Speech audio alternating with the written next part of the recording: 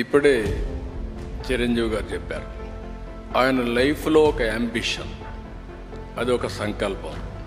ఆ సంకల్పమే నేను నటుడు కావాలి అనే సంకల్పం ఆయన మైండ్లో పడింది.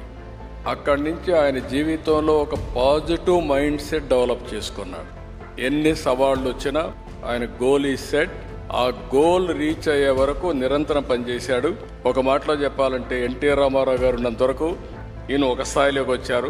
ఎప్పుడైతే సినిమాలో నుంచి ఆయన రాజకీయాల్లోకి వచ్చారో ఈయన అక్కడి నుంచి ఆకాశం ఎత్తి ఎదిగే పరిస్థితికి వచ్చారు. అంటే దానికి కారణం ఏంటంటే ఒక మహానటుడు ఉన్నాడు, అప్పుడే నటుడుగా ఉన్నాడు. ఎన్టీఆర్ రామారావు గారు లేనప్పుడు చిరంజీవి గారి ఎవరి హీరోగా మహానటుడుగా తయారయ్యారంటే అది ఒక అవకాశం. ఇప్పుడు నేను కూడా ఉన్నాను. నేను రాజకీయ నాయకుడు కావాలనుకున్నాను. నేను యూనివర్సిటీ చదువుకుంటున్నాను. చదువుకున్నప్పుడు చాలా ఆలోచనలు వచ్చాయి, ఏం చేయాలి అనుకుని. చాలామంది నాకు సజెస్ట్ చేశారు, బాగా చదివితే ఐఏఎస్ అవుతాం. నేను అనుకున్నాను ఐఏఎస్ అయితే 10 మందిలో నేను ఒకడిని అని చెప్పి. మా వైస్ ఛాన్సలర్ పిలిచి లెక్చర్ పోస్ట్ ఇస్తాను, జాయిన్ అవుతారా అన్న. I said no. ఏంటి కారణం అన్న, నేను ఎమ్మెల్యేగా పోటీ చేస్తున్నాను, ఎమ్మెల్యేగా అవుతాను, తర్వాత వచ్చి మిమ్మల్ని కలుస్తాను. అంత నమ్మకం ఉందా అన్నాడు. తప్పకుండా గెలుస్తానని చెప్పి వెళ్ళాను. అంటే ఒక నమ్మకం, ఒక సంకల్పం. నేను ఎమ్మెల్యే అయ్యాను ఫస్ట్ టైం. నేను మంత్రి కావాలనుకున్నాను. మంత్రి కావాలనుకుంటే చెన్నారెడ్డి గారు మాకు ముఖ్యమంత్రి. చెన్నారెడ్డి దగ్గరికి నాకు మంత్రి పదవి ఇవ్వమని మా వాళ్ళందరూ అడిగారు. నన్ను చూసి పైకి కిందికి చూశాడు.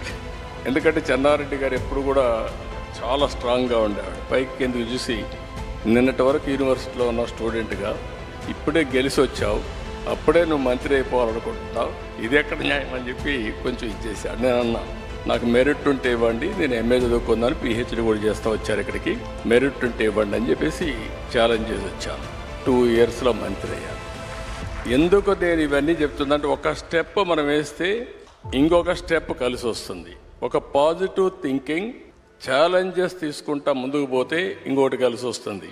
నేను మంత్రి అయ్యాను, సినిమా ఇండస్ట్రీ మంత్రి అయ్యాను.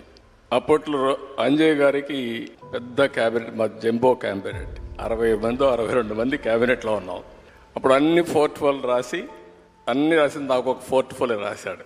ఆ portfolio archives, archaeology, cinematography, film industry, libraries.